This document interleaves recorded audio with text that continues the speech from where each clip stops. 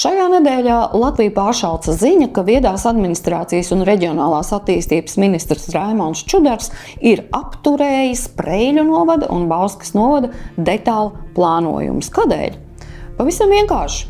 Tie traucēs vēja parku ekspansijai šajos novados. Un tas nozīmē, ka faktiski ministrs iet pret iedzīvotāju un pašvaldību gribu. Lūk, ko par šo saka Saeimas deputāte Ramona Petrāviča. Šodien iesniedzām arī pieprasījumu varam ministram Čudaram par viņa iejaukšanos pašvaldību darbā, pašvaldību plānošanā ar varu piespiežot pašvaldībām atļaut vēja parkiem celt savas turbīnas pašvaldības teritorijā. Un tās nav dažas turbīnas.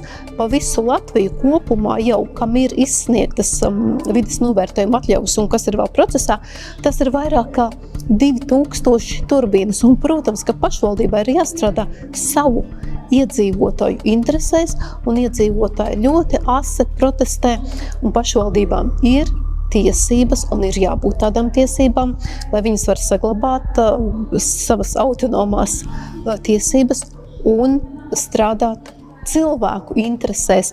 Attīstītāji pat nekaunās pateikt, ka 800 metru ierobežojums no mājām ir ļoti apgrūtinošs, un tas tik ļoti ierobežo viņu tiesības, bet neviens nerunā par cilvēku tiesībām, par tiesībām dzīvot labvēlīgā vidē, kas ir noteikts Satversmē.